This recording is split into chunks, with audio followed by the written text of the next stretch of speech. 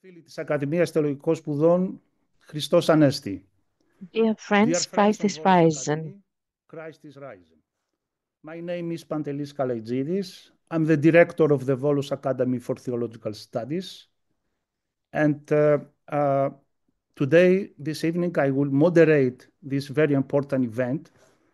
And before I will shift to Greek language, I would like to give some instructions how to use the simultaneous translation, the interpretation tools.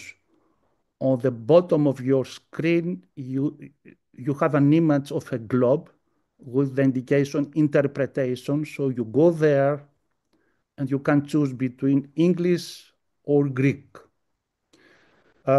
Αγαπητοί και αγαπητές συμμετέχοντες, ξεκινάω δίνοντας Dear διευκρινήσεις participants, I will αναφορικά με τη start χρήση by της giving some instructions διερμηνίας της when it ταυτόχρονης comes to how μετάφρασης. to use the tool for Κάτω simultaneous δεξιά, στην προθήκη σας interpretation. υπάρχει μια At σφαίρα the που lower γράφει half of your interpretation. Αν screen, την there is a globe, πατήσετε, interpretation. θα If μπορείτε να you διαλέξετε go σε ποια there, you γλώσσα can θα choose ακολουθήσετε between από the την two εκδήλωση, languages, ελληνικά Greek or ή αγγλικά. English. Επίσης, αναφορικά Moreover, με τα πρακτικά θέματα της εκδήλωσης, μετά την παρουσίαση του after ομιλητή, μπορείτε να υποβάλλετε ερωτήσεις the speech of our είτε distinguished σηκώνοντας guests, το you can χέρι, ask questions either by με το εικονίδιο που λέει raising raise hand, your virtual hand, είτε στο chat, by υποβάλλοντας clicking ερώτηση on the γραπτή στο raise chat, hand button, είτε or by επίσης typing your χρησιμοποιώντας, question in the chat μπαίνοντας στο box, Q&A, or questions and by answers. using So, the με αυτούς τους Q&A τρεις question and τρόπους answers device. μπορείτε να υποβάλλετε So ερωτήσεις this is how you και can να ask συμμετέχετε questions στη to our συζήτηση, είτε distinguished speaker λοιπόν or leave your comments. So ζωντανά, you can μιλώντας, είτε speak out, or σε you γραπτή can μορφή. raise your virtual Διευκρινίζω hand, or ως you κάθε can φορά type your ότι question οι in the chat or ερωτήσεις in the ή τα Q&A σύντομα box. σχόλια θα πρέπει να είναι σχετικά προς το θέμα και να μην είναι So μεγάλης the διάρκειας. questions and the remarks should be rather short Μετά and από αυτές relevant to the τις issue that we πρακτικές discuss. So διευκρινήσεις after those που αν instructions χρειαστεί θα about τις the επαναλάβω, agenda, and if επιτρέψτε μου there μια is need, σύντομη I will εισαγωγή στο repeat θέμα. them. Allow me a Οι short χριστιανοί λοιπόν στη introduction. Μέση Ανατολή, So, προκλήσεις και questions επιλογές είναι in το the Middle θέμα της East, σημερινής challenges and εκδήλωσης. choices is Με the title of ομιλητή this τον event. διδάκτορα We have with us Ziad Sayegh. Dr. Ziad Στη Sayegh. σημερινή εκδήλωση του φετινού πέμπτου This κύκλου event of this διαδικτυακών fifth διαλέξεων της cycle of Ακαδημίας online Θεολογικών lectures Σπουδών Βόλου, of the Volos Academy of με το Theological γενικό Studies, τίτλο «Καιρός του ποιήσε», titled Time την for οποία έχω Action, την τιμή και τη χαρά να that συντονίζω. I will moderate Το today, θέμα της, όπως ήδη είπαμε, οι χριστιανοί στη Μέση Ανατολή, προκλήσεις και will επιλογές, discuss the Christians και in the Middle East, the παρουσιάζεται από τον challenges and δόκτορα choices. Ziad And we have Sayegh, with us διευθυντή Dr. του Κέντρου Ziad Πολιτικής Sayegh, Επιρροής του the Λιβάνου, Executive Director of the ειδικός στα Civic θέματα Influence Hub, νότιας πολιτικής, expert μετανάστευσης in και public προσφύγων. policy, Η refugees, and κατάσταση στη Μέση migrants. Ανατολή δεν αποτελεί So the διένεξη situation μόνο in the μεταξύ Middle Εβραίων και East Μουσουλμάνων. is not just a conflict Επηρεάζει επίσης between τις Jews and χριστιανικές Muslims. κοινότητες It also που affects ζουν στην Christian περιοχή communities και living οι in the οποίες region, είναι στην which πραγματικότητα οι are in παλαιότερες fact χριστιανικές the κοινότητες oldest ολόκληρου του Christian κόσμου. communities Όπως around the σημειώνεται world. σχετικά, θα πρέπει να προσεγγίσουμε με Therefore, ειλικρίνεια και θάρρος we τις should κρίσιμες approach δυναμικές που αναπτύσσονται those γύρω από dynamics τις with sincerity and γεωπολιτικές courage. προκλήσεις στη Μέση Ανατολή. Reference is made to the Σκοπός dynamics είναι η around the προώθηση geopolitical της ειρήνης challenges που in θα the Middle βασίζεται στη East. δικαιοσύνη, The aim τη is to promote διακυβέρνηση peace χωρίς based on αποκλεισμούς, justice, τη inclusive δημοκρατική governance, λογοδοσία και την ενεργό democratic συμμετοχή όλων των accountability, and the πολιτών, active participation ανεξαρτήτως of θρησκείας all ή citizens, ιδρύματος, regardless of χωρίς the βέβαια να religion παραθεωρούνται or οι doctrine. αληθινές Of πληγές course, και οι without αιστείες overlooking συγκρούσεων, the η κυρίαρχη open και ο wounds άλυτο and the hotbeds παλαιστινιακό of conflict, πρόβλημα, such την as the έξαρση των unresolved κάθε λογής Palestinian issue, φονταμεταλισμών ή the ακόμη τη rise of all kinds of μεγαλειοποίηση της θρησκείας fundamentalism, προς or όφελος even the πολιτικών exploitation of προθέσεων religion ή for της political προσωρινής ends βίας. or the outright Η απόψινή violence. εκδήλωση αναμένεται να Tonight's επισημάνει event κύρια is θεολογικά και expected to κοινωνικοπολιτικά highlight επιχειρήματα the main για τη theological and διαμόρφωση socio-political ενός δίκαιου και arguments for συμπεριληπτικού shaping μέλλοντος a στην just and περιοχή, inclusive future στο in the οποίο οι region, χριστιανοί in καλούνται which να διαδραματίσουν Christians are called upon επικοδομητικό to ρόλο. play a constructive role. Όπως είναι γνωστό, η Ακαδημία As it Θεολογικών is very well Σπουδών Βόλου known, από την Volos αρχή σχεδόν Academy for της Theological λειτουργίας της, Studies, δηλαδή since εδώ its και 25 χρόνια, establishment, meaning for the last έχει 25 επιδείξει years, ιδιαίτερη ευαισθησία για το θέμα των has χριστιανών been στη Μέση speaking and Ανατολή, has been raising awareness about οργανώνοντας Christians διαλέξεις, in the Middle θεολογικές East by τράπεζες, organizing σεμινάρια, lectures, εκδόσεις και roundtables, συνέδρια seminars, and conferences. And of course, let us not forget the huge conference organized in June 2011, along with the World Council of Churches, with the topic Christians in Palestine and the Middle East, theological and political challenges.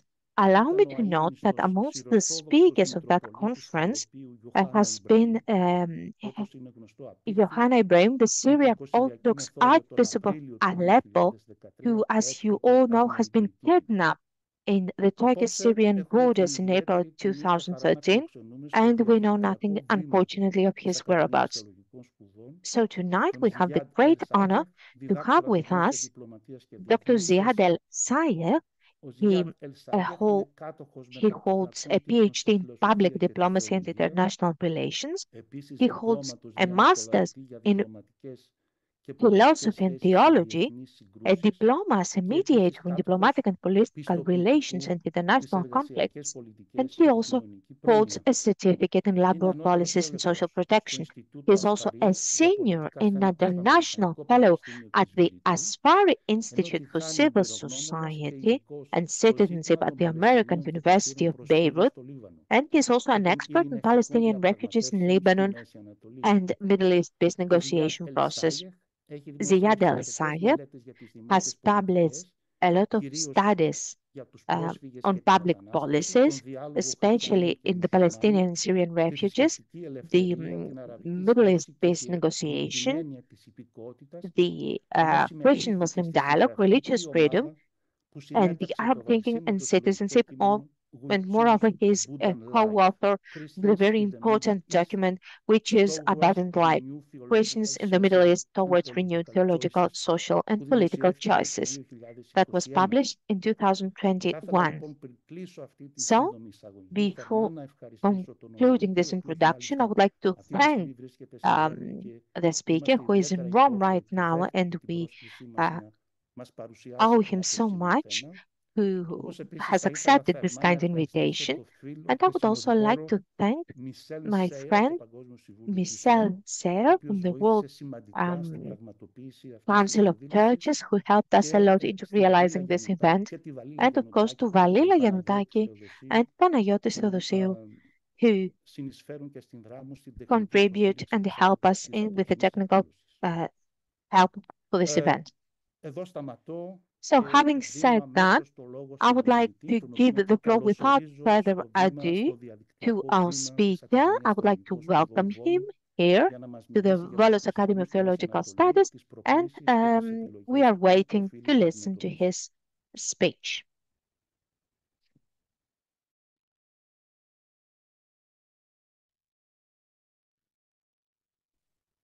Thank you so much. But I didn't succeed to follow the interpretation. I don't know why. While I had the interpretation on the globe to the right of my screen, but it is not functional. I don't know why. Sorry to tell you this. Shall I start? Yeah, sure. Yeah, absolutely. Let me just. I'm not hearing you. It seems you mute yourself. Do you hear me now? I'm not hearing you.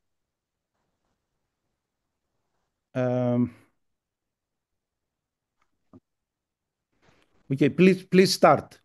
Please start. Could you start? Now I'm hearing you. You are hearing me? Yes. Great.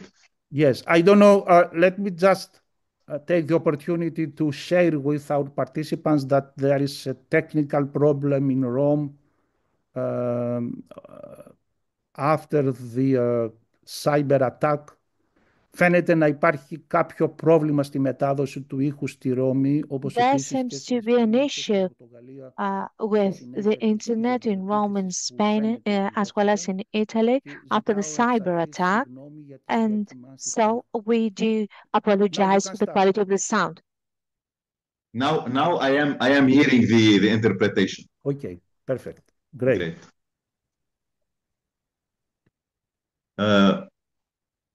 First of all, allow me to thank you, Volos Academy, for inviting me, and I'm grateful to my friend, Mr. Michel Nsair, who introduced me to Volos Academy.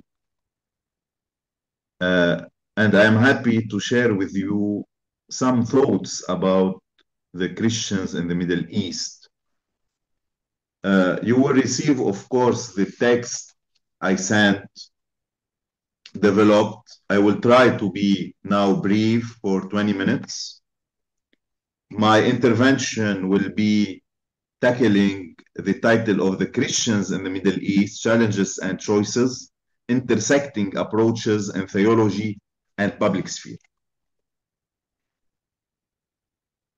I will not go into describing the situation of the Christians of the Middle East because I think you know very well that in the demographic approach, they are facing problems. In the political approach, they are facing problems. In the socio-political approach, they are facing problems. In the communion ecclesial approach, they are facing problems. But somehow in their identities also, based on this intersection between politics and theology, they are facing problems. This is why what we need is to think in depth the challenges that the Christians in the Middle East are facing. We need to be honest and fearless to approach the critical dynamics in the geopolitical around these challenges in the Middle East. The purpose of my intervention will be to foster peace based on justice, inclusive governance, democratic accountability, and active citizenship. This is why we need to rethink three challenges in the relation between religion and politics. The problematic relationship between religion and politics is not new in the East as in the West. The problematic relation is dialectical. These are those who calls for a complete separation between these two poles in any social contract. And there are those who see their intermingling inevitable. In these two approaches, I do think there is an extremism. Therefore, what are the limits of religion and politics in preserving the common good while purifying the public issues from exploiting influence, disrupting the structure of common good and common values? Based on this, and mainly in the East, where you have a close intersection between religion and politics, the Christians there are facing some chaotic situation. This is why we need to address three challenges, three structural challenges. The Christians in the Middle East should know very well that they need to move from being a political regime ally to embracing the public order. This is the first challenge. This is why in Syria, in Lebanon, in Iraq, I will talk later on about Palestine. There is a lot of discussion, yet how can the Christians be allied with a dictatorship, with a totalitarian regime? And this need to be revisited and adjusted. Any Christian community cannot be allied with any dictator, because this is against the DNA of any Christian. The second challenge is to move from politics professionalism to building public policies. And when I'm talking about Christians in the Middle East, I'm talking about the church as a structure, but also about the Christian as a community. the role of the religious institutions should be ethical and should not go into small politics. This is why the role of the Christians in the Middle East is to move from being a traditional politicians to be more involved in building public policies. The third challenge is to move from circumstantial reform to a substantial and sustainable reform. And this kind of reforms should be done within the churches, institutions, but also within the public sphere, which I mean by the public sphere is the state institutions.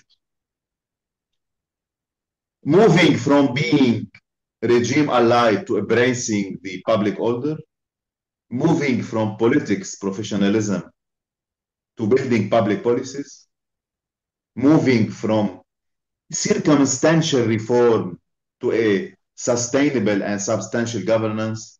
These are the four free challenges for the Christians in the Middle East. Why we need this? To keep going and maintaining the presence, the mission of the Christians in the Middle East as people who are promoting the freedom, the justice, the peace, the inclusive citizenship, the diversity, and mainly to keep going more in living the Christ in their presence and in their social, political, cultural, religion mission in the region with the Muslim and other communities. This is why we have a lot of issues to be addressed. First of all, we need to redefine the concepts of minorities and majorities in the region. That the Christians should reflect themselves as minorities in the region or as citizens? This is a key question. We need to move from broadening religious common spaces to building a common vision for civic state in the region. We need to connect the religious actors with the policymakers. We need to build partnerships between the religious institutions, the public institutions, the civil society, and the private sector together to foster the way towards a more peaceful and inclusive society. We need to discuss the common concerns, the common interests, the common values with other communities. But we need also to discuss together as Christians, Catholic, Orthodox, Evangelical, how we can collaborate together to preserve the Jesus Christ mission in the region and in the world. These are key threats against the presence and the mission of the Christians in the Middle East. And let me move from this introduction about the challenges and the threats to think together four critical issues in the mindset of the Christian of the Middle East. First of all, the minoritism phobia. The most dangerous thing in any society is, and for a religious or ethnic group, is to feel that they are minorities. Minoritism is mostly a mental disease. And unfortunately, I am obliged to say this. Minoritism is mostly a mental disease. taking precedence over demographic, religious, or ethnic reality. This is why in the document I contributed in writing with 10 of my colleagues from the Middle East, we choose abundant life. We were clear in saying the number of the Christians in the Middle East relative to the population as a whole has steadily decreased since the end of 19th century. In contrast, there is a growing Christian presence in the countries of the Gulf. The primary reasons for this decrease are the recurrent wars that provoke the immigration of millions of people, as well as economic, social injustice, and other things. The Christians in the Middle East are dealing today with a complex reality in witnessing to their faith in the public sphere and the effectiveness of this witness and taking part in governance. This reality is very critical, but we should put an end for this minoritism phobia and we should move forward towards the prophetic role of the Christians in the Middle East. No guarantee for the Christians from a political perspective. It should be from a policy perspective, from the Bible perspective, but also from enhancing the role, building the human fraternity, the peace, the justice, and the inclusive citizenship. We should stop talking about an equation of minorities and majorities. The second critical topic is about the bulge of the majority. Yes, the Christians are looking to Muslims in the region as majority and as if they are creating for them some threats. And here also the Muslims should be aware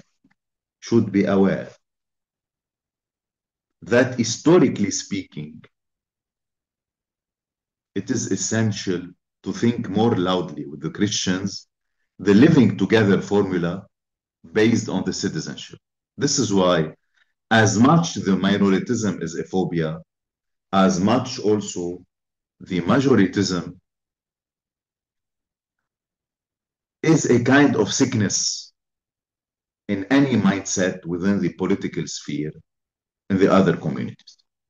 And we should put an end for this. This is why Pope Francis with Sheikh al-Azhar signed together the Human Fraternity document, but also Pope Francis in 2021, when he visited Iraq, he met Sayegh Sistani, the Shia prominent figure, and he signed with them also this document to say there is no more majority and minority. We are, all of us, human beings, and we are brothers and sisters in the humanity. The third critical situation is more based on when we put an end for minoritism phobia, when we put an end for the bulge of majority, how we can put an end of any extremism coming from Christians, from Muslim, from Jewish. The extremism is also an unacceptable mindset. Why? Because it is reflecting also another slackness of the liberals. And this is very critical. Instead of accusing all the time the extremists, it's time to organize more the liberals together from all the religions. And here, the Christian in the Middle East should pave the way for such a liberalism. And when I say liberalism, I'm not saying putting aside all kind of religious commitment or theological commitment. In contrary, it is about creating a conservative liberalism based on the Bible, in the on the New Testament, based on our Eastern theology, Catholic, Orthodox, Evangelical, and mainly consolidating the ecumenism approach towards a new paradigm of Christianity in the Middle East. There is another critical situation which is affecting clearly the Christians in the Middle East. It is about the fragility of the socio-economic justice. And this is not a Christian problem only. It is a common critical problem, the fragility of the socio-economic. All the communities in the Middle East are suffering from the absence of the social and economic justice. And this is why the Christians should think more together how they can improve their social and economic intervention in their countries, in Syria, in Lebanon, in Iraq. Ziad, Yes. sorry to interrupt you. You should speak more closer to the micro because Okay. the interpreter has a problem to It's follow. okay. So, It's sorry, sorry. Thank It's you. okay. It's fine. Thank you. The Christians should revisit clearly their involvement in the public sphere and mainly in the social and the economic sphere. They should create opportunities. Instead of thinking about immigrating because they are facing social and economic problems, they should be more involved in improving the social and the economic justice. And this needs not only a financial resource investment, it needs a new mindset from the business Christian community, but also from the church institutions. Because our churches have a lot of resources, but they don't have yet a good governance for these resources. I'm sorry to say that.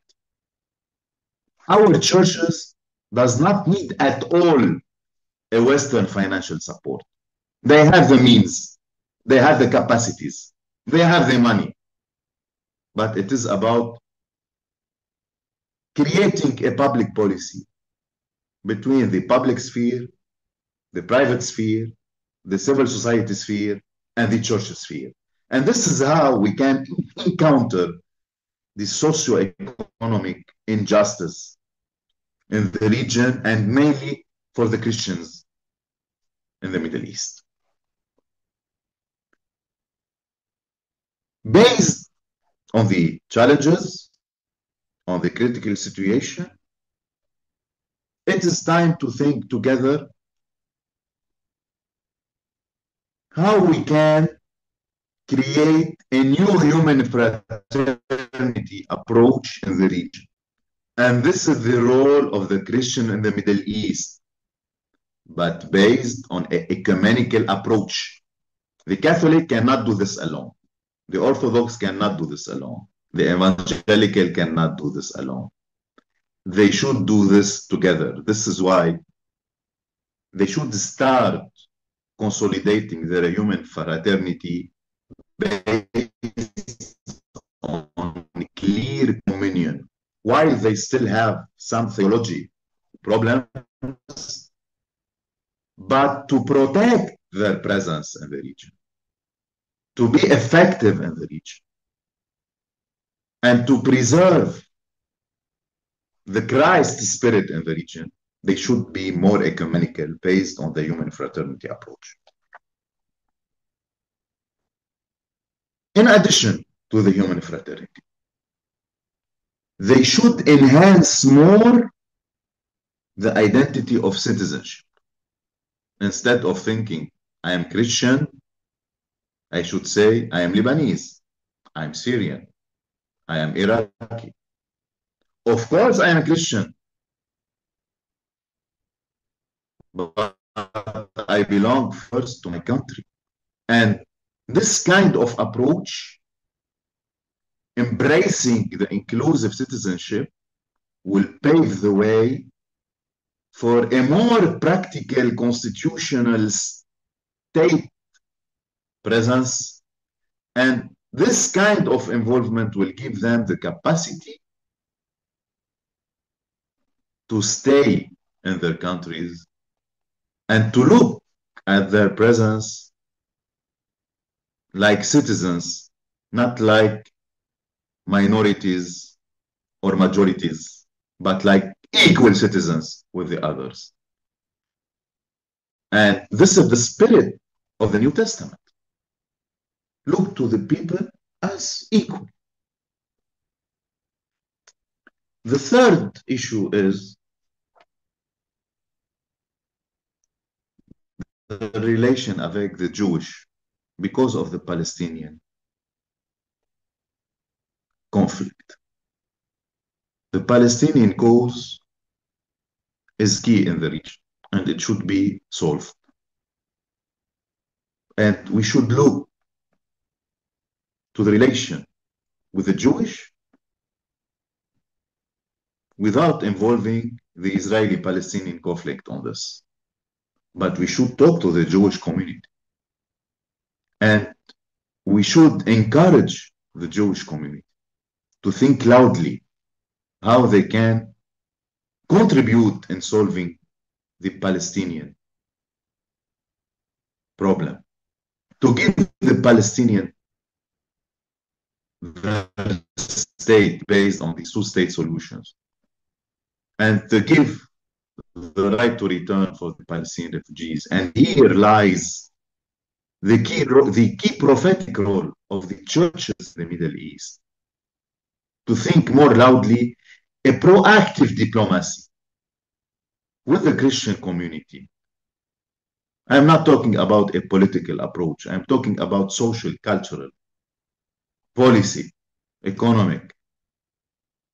And here the churches and the Christian community should be more proactive in saying to the Jewish community all around the world from the Middle East that this is your role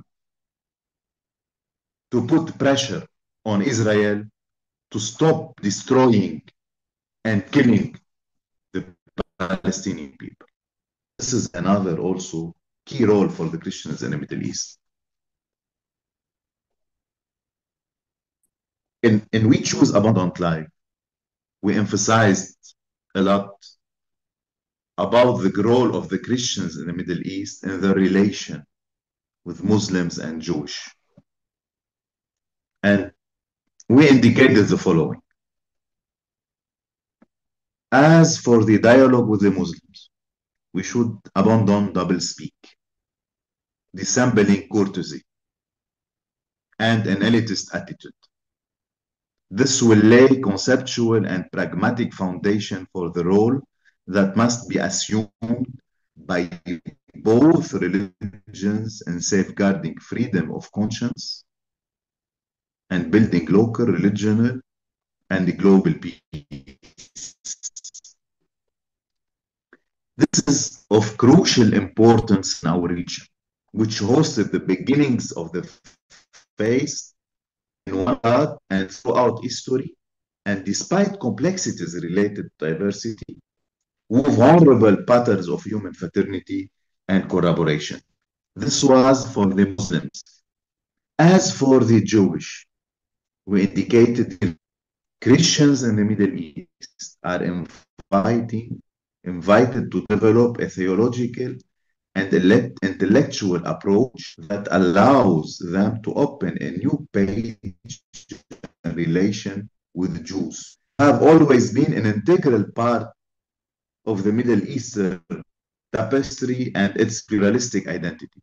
Christians in the Middle East are invited to engage them in a serious dialogue based on the values of justice, peace, the dignity of creation and humanity, by taking an opposite direction to the dialogue pursued by some Western Christians who are biased towards Zionism, whether because of the Jewish Holocaust complex or out of guilt feelings stemming from centuries of anti Semitism, or even to play Zionist lobby.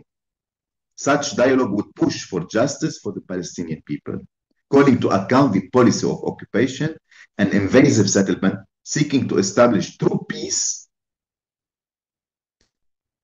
and refuting the concept of the religious state, which impede the rise of the civil state. Why I emphasized a lot on the relation of the Christians in the Middle East with the Muslim and the Jewish community? Because this is essential. They cannot isolate themselves from this very complex situation, and they should be prophetic in their intervention. I will close now to say few words about the horizons of the future. The Christians in the Middle East should not be afraid at all, from their futures. They should not be afraid to think about what will be their future. Their future is clear, is to stay, to continue their mission in their societies, in their countries. And this is why they should acknowledge that they are in the heart of the fabric of their national identities. They need to renew their theological discourse. They need to reform their ecclesiastical institutional performance. They need to free their geopolitical choices from illusion and isolation. Forward and engaging with the public sphere for the common good, instead of thinking how they can emigrate to Greece or to France or to Spain or to Italy or to France. In other terms, involvement in politics is built on integrated public policies on all political, legal, educational, economic, social, cultural, health, and environmental levels, serving the philosophy of the human security. Here lies the key way forward to sustainable development that preserves diversity in unity. And this is the key message that the Christians in the Middle East should continue serving in their presence, in their mission, in their societies, in their countries, but also continuing building bridges with the Western countries. And this is structural for their prophetic voices all around the world. Thank you.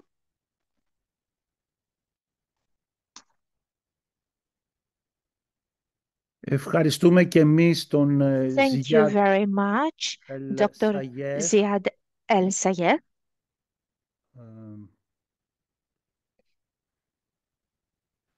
Ακούγομαι τώρα. Can you hear me now? Thank you very much, Ziad El Sayegh, for his very illuminating, if I may say so, speech, and for all this panorama that he has painted regarding the critical issues, the challenges, and also for giving us a more optimistic approach when it comes to Christians in the Middle East and their mission. Now, let's continue with the discussion. I can see that there are some questions. There is a question, and I read the question. Thank you very much for your intervention, but also for the perspective that you shared with us regarding the Christians in the Middle East. Could you share with us, please, your own approach regarding the current situation in Gaza, the Western Front, and the Syria and the Lebanon? Thank you very much.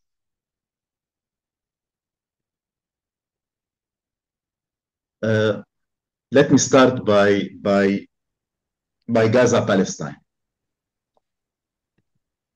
It's time to put an end for the Israeli and Palestinian conflict. It's time to establish a Palestinian state. As much as we cannot accept what Hamas did on October 7th, as much as the reaction of the Israelis were unacceptable. What we need is a just mediator between Israelis and Palestinians. This is not the case with the United States. And there is an absence of the European Union to play a just mediator between Israelis and Palestinians. But I will be very optimistic here. I do think that what we are facing in Gaza will end by establishing a Palestinian state, because the Israelis cannot continue like this. And there is a big problem within the Israeli community, mainly the Israeli political community, between the Zionists themselves. And the history lesson will lead us to say this will be the final war or the last war between Israeli and Palestinians. And we will see a Palestinian state. As an expert on the Palestinian cause, I see this clearly, but from a historical, philosophical, policy perspective. Nothing clear now about the two-state solution, but this is the only solution that can be adopted. And I think Saudi Arabia will be playing a key role in paving the way in this international alliance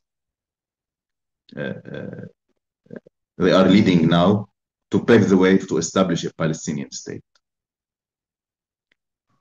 The Israeli attacks against the Palestinian in Gaza is horrible, is unacceptable. But I see the end of the Zionist approach in Palestine, and we'll be seeing a Palestinian state. A just solution is needed if Israel wants to secure its borders and its citizens. It's time to acknowledge that they need to allow an establishment of a Palestinian state. In Syria, we are in a transitional period. But the narrative adopted by the new leaders of Syria, mainly Ahmad Shara, is promising.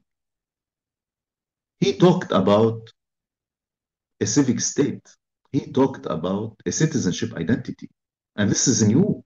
While the Assad regime was mainly trying to protect its legacy through minorities and majorities, as if he was protecting the Christian in the Middle East. And here, I think I can, and I'm responsible of my word, I can accuse all the churches in Syria that they were normalizing with the Assad regime, saying that they need to do this because they are protected by the regime. Please, let's go to the last 50 years. You will see that the numbers of the Christians emigrating from Syria increased in the period of this regime. And this is a fact.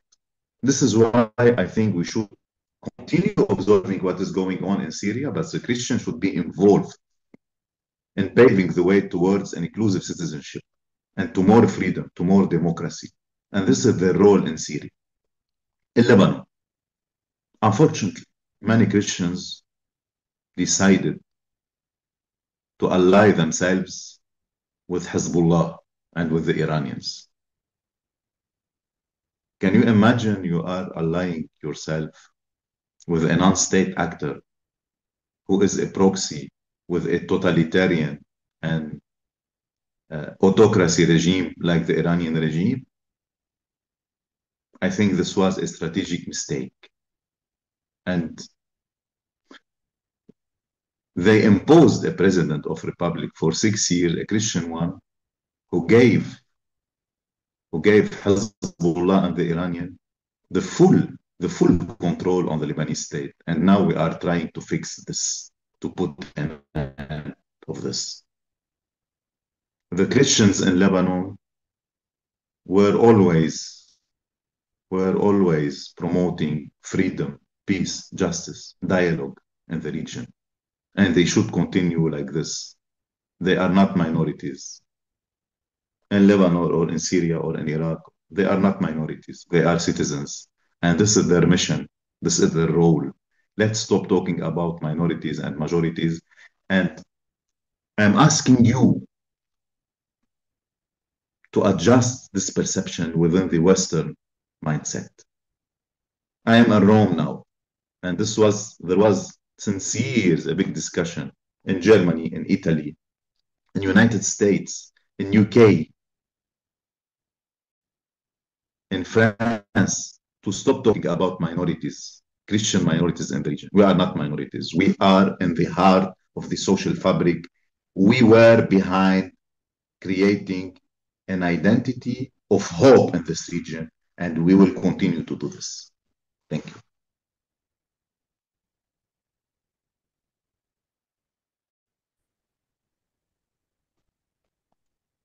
We do apologize, but Mr. Kalaitzidis is muted.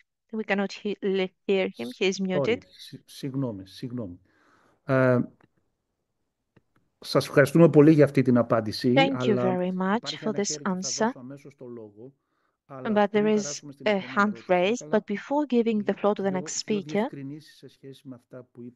I would like to have two clarifications. You're optimistic when it comes to the final solution of the Palestinian-Israeli conflict.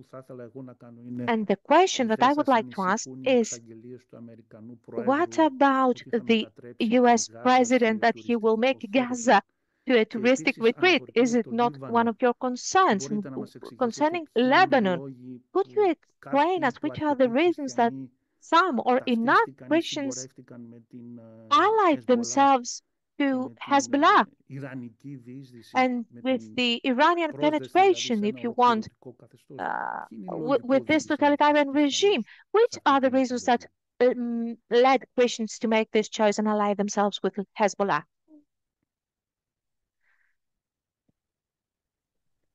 Two things. First of all, even with all the Donald Trump approach about Gaza, I think there is still in the United States a clear conviction that the two-state solution is the only solution that can be and should be adopted. This is why I do think that the proposal of Donald Trump is a kind of a deal maker style. It's simple. And I do think that he cannot go beyond this proposal as a simple deal making to empower a direct negotiation between Israelis and Palestinians. And I do think there is a close collaboration between the United States and Saudi Arabia forward toward a two-state solutions. What we are reading, what we are watching, what we are listening in the media has nothing to do with what is going on in the silence. And let's take into consideration this. For the alliance between some Christians in Lebanon and Hezbollah and Iran, it was about seeking power. It's simple. Michel Aoun wanted to be elected a president. This is why he changed his narrative 180%. He was against Hezbollah, and after 20 years, he was the best ally of Hezbollah. It was a power game only. That's it. But there was something behind this also. The alliance between minorities philosophy. The Shia presented themselves, and the Iranian are presenting the Shia in the region as minorities. Some Christians are looking to themselves as minorities. The Alawis the same. And the Israelis were happy with this. Why? Because they are seeing themselves also as minorities in the region. And they were looking to build confessional confederations in the region against any citizenship approach. Why? Because Israel is a religious state. Let me give you an analogy on this. What is the difference between ISIS, the Islam state, and Israel? ISIS is a religious state, religious structure, and Israel is a religious state. And what is the difference between ISIS, Israel, and Iran? Nothing. Nothing. They are totalitarian, they are autocrats, and they are empowering the religious identity instead of an inclusive citizenship. This is why any real Christian, any real Muslim, any real Jewish, and based on the traditions, based on their sacred books, they should be against this kind of states. They should be democratic. They should respect the diversity. They should empower the human fraternity. They should empower justice. ISIS, Israel, Iran are allies. And as much as I'm seeing a conflict between Iran and Israel, but I'm seeing now a divergence on the strategic choices for the last 10 years, while for the last 50 years, they were allies in destroying the Arab world. And it was not their mistake. It was the mistake of the citizens of these countries because they lost their national immunity and they talk to each other as confessional communities, Christian, Muslim, Jewish. It's now to pave the way towards citizenship. Thank you. Ευχαριστούμε για την απάντηση. Ο κύριος Κουρεμένος έχει σηκώσει το χέρι. Thank you for that answer. I see that Mr. Kouramenos has got a question. Let me start by thanking you very much for this important presentation and much more for your courageous answers. I deeply appreciate how you framed the challenges facing Christians in Middle East, not only as a matter of survival, but also as an invitation to rethink their role in public life and in dialogue with other religions, with the interfaith dialogue. Before my question, I have a short statement about the Palestinian question, since you mentioned the solution of two states and the proposal for a Palestinian state.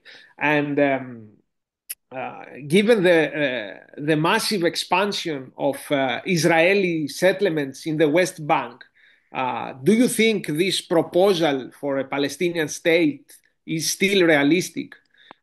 Let me be clear. Personally, I support the two-state solution as a principle. But I find it increasingly difficult to see it as a realistic prospect under these current conditions. And Now I have another question about the relation of church as a structure and Christians as community with authoritarian regimes. Because you argued strongly that Christians should avoid this alignment. And given the existential threats Christians face in some contexts, do you think is always fair to expect them to reject these political alliances? I have an example in mind. The case of Egypt, for example. Isn't the alliance with the Sisi regime something of a one-way street for the Coptic Church? Personally, I think it is the case. If we consider the vulnerabilities the Coptic community faces, can it afford a different path, even if this compromises with its prophetic voice, for example? Thank you, and I'm sorry for my long statement, but I would appreciate your approach.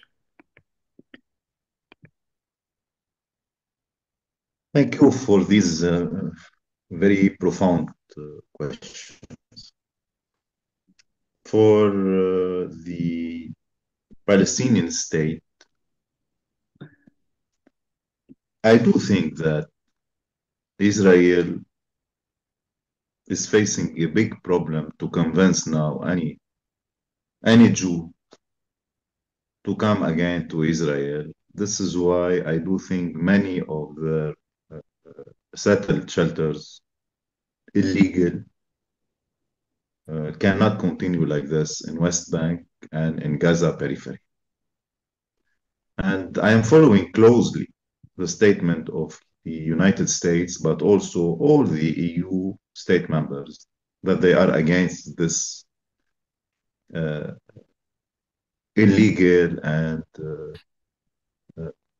forced settlement in West Bank and Gaza. This is why Israel will be obliged in any coming solution to put an end for this illegal settlement, because many of these illegal settlements are empty and they are increasing these settlements for a security reason, not for a demographic reason. And once we'll have peace and a just mediator between Israeli and Palestinian, the Israelis will be obliged to decrease these settlements. I'm not talking from a political perspective. I'm talking from a policy perspective, because the Israelis cannot continue like this, and I'm keen to insist that they cannot continue like this. They are not continuing into war, to another war, to another war, and they cannot have the support of the international community in the coming years. And we can follow many statements, even from Greece, that they were supporting the creation of the Palestinian state. For the second question, do we want to be Christians or no? If we want to be Christian, we cannot be aligned with any dictatorship. It is unfair. It is unfair to say that the Assad regime protected the Christians in Syria, that the Iranian regime protected the Armenian Iranian. It is unfair to say this. And Saddam Hussein was protecting the Christians, and Hezbollah was protecting the Christians in Lebanon. It is unfair. The Christian should go in promoting freedom, justice, and peace, interreligious dialogue, interfaith dialogue. And no one can guarantee the role of Christian if he is a dictator. This is why in our document we choose abundant life, the Christian in the Middle East towards a renewed uh, theological, political, and social choices. We were clear, we were clear in rejecting any kind of affiliation between Christians, dictators, and the region. And I do think as much as we need to go into reconciliation between these strategic choices and the way some political Christians were leading the Christian community, but also some churches leaders were leading the Christian community in the region and promoting that we need to support these dictators. As much as I think we need to purify our memory and our mindset from such an unhealthy and sick approach. Thank you.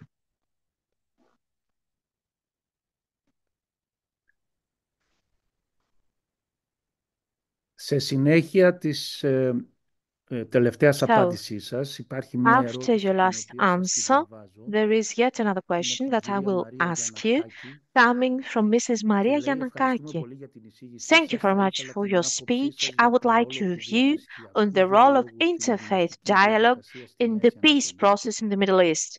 And Τέλος, συμφωνώ απολύτως με I την totally άποψη του agree κυρίου with Mr. Κουραμένου αναφορικά με Kouremenos, την προοπτική who talked δημιουργίας about the δύο κρατών υπό το perspective πρίσμα μιας um, βιώσιμης of λύσης. the establishment of the two-state solutions given the current situation.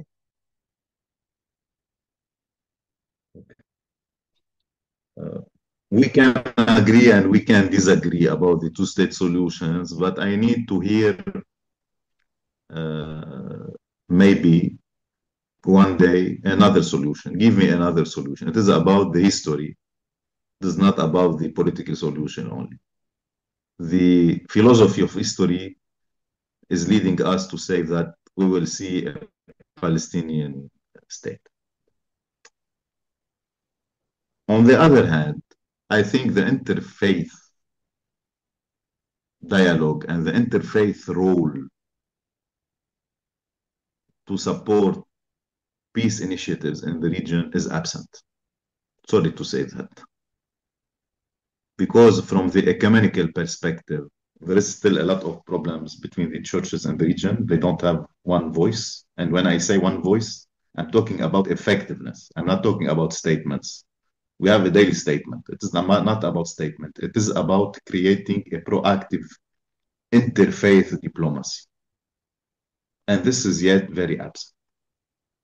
And here lies the need to revisit the relation between the church and the public sphere. This relation should move forward towards adjusting the involvement of the church into politics, towards a policy role, towards an ethical role. And this is yet absent. Sorry to say that, but it's time to think together as Christians in the Middle East, but also as Western Christians, how we can create together a proactive peace democracy. Proactive interfaith, proactive interreligious peace building. And it should be based on justice, on freedom, and on diversity.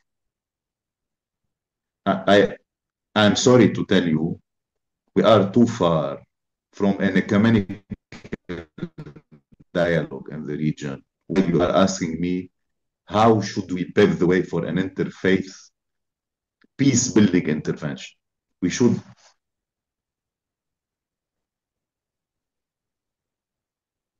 start again an ecumenical approach in the region to think more loudly in the future, a proactive interfaith peace-building perspective.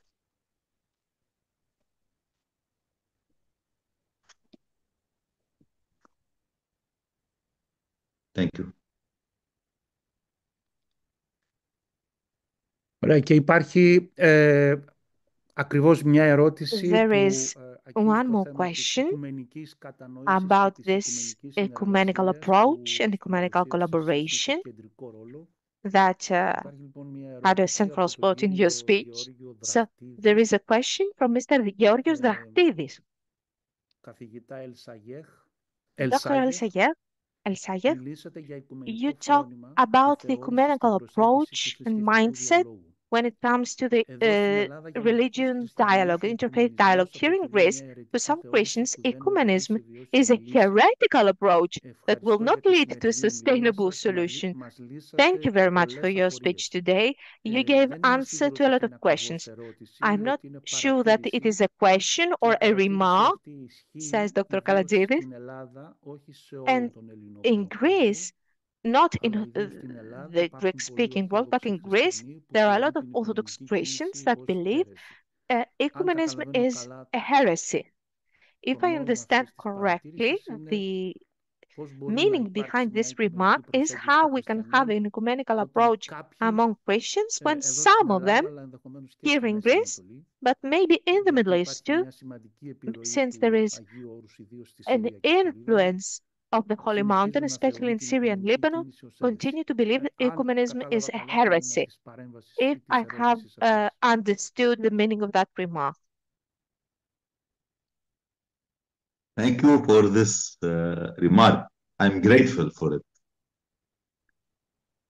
My simple comment on this, let's lead by example instead of talking. And I do think when Pope Francis embraced the ecumenical patriarch Bartholomeus, he was leading by example. This is ecumenism.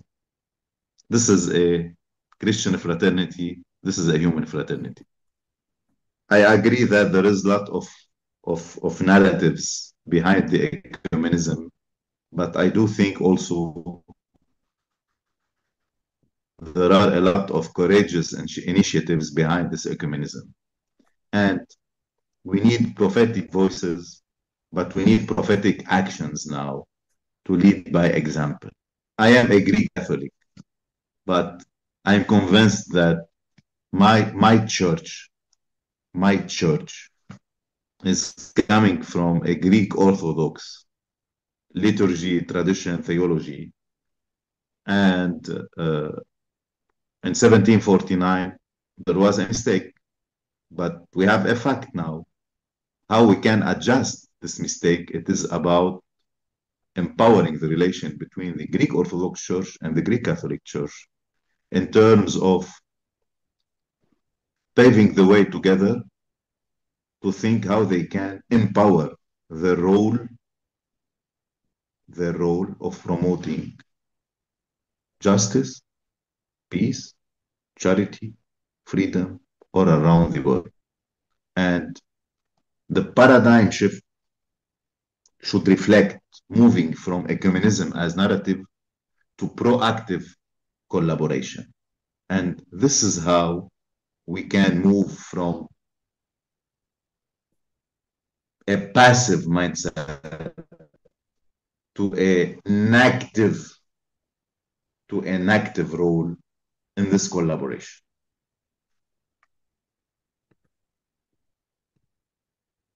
Thank you. Ευχαριστούμε για την απάντηση. Thank you very much for Εάν that δεν answer. υπάρχει άλλη ερώτηση, I δεν don't know if there βλέπω is any other κάποιο χέρι question. ή I cannot see any raised κάποια άλλη ερώτηση hands στο chat ή or στο any other question in the Q&A. chat room or in the Να Q&A πάμε σιγά σιγά για την module. ολοκλήρωση της Maybe we απόψινής πολύ should ενδιαφέρουσας conclude εκδήλωσης. this a very interesting Είμαστε event today. ευγνώμονες στον Ziad We are very El-Sayegh grateful to για την Dr. παρουσίαση και Ziad για τις El-Sayegh πολύ for σημαντικές his απαντήσεις που μας presentation έδωσε στα and the ερωτήματα very που τέθηκαν. important answers Βεβαίως he η gave to us. συζήτηση δεν τελειώνει εδώ, η συζήτηση We are συνεχίζεται. certain that this will be an ongoing Πολλά discussion, θέματα will not end here, δεν προλάβαμε να τα because a lot θίξουμε. of those topics, there are a lot of topics Όμως θα rather that θέλαμε we θερμά didn't να have τον the time ευχαριστήσουμε to για την discuss. απόψινή του However, παρουσία, we would μάλιστα like to όντας thank him from the ευρισκόμενος bottom στη of Ρώμη. our hearts. He agreed to participate, even being in wrong. And apart from the very, let's say, illuminating and informative answers that he gave us, what we could understand from everything he said is that there is a dual approach. The traditional approach of a political orthodoxy that continues the tradition, if you wish, that starts from the Byzantine political theology, and especially Eusebius of Caesarea, and that says Christians to attach themselves to an empire. And there is another approach, another political theology, such the one that has been expressed by your document, which is the abundant life, that understands or proposes, if you wish, the contribution of Christians into building a more just, a more fair, a more human, if you wish, world and worldview. And those two proposals, those two mindsets or political theologies, if you wish, each one should revisit and propose things. My personal presence and participation is close, very close to the second proposal, to our guest's proposal and point of view. Thank you very much to Dr. Ziad El-Sayegh. In 1 or 2 days, the video will be ready and will be uploaded to the YouTube channel of the Volus Academy of Theological Studies. Thank you very much for your participation, especially our guests, to our interpreter, Kay Maguti, as well as all of you that followed this event. There are some messages with thanks to the speaker. Christ is risen. I wish you the best to whatever you do. Have a nice evening. Goodbye. Thank you so much.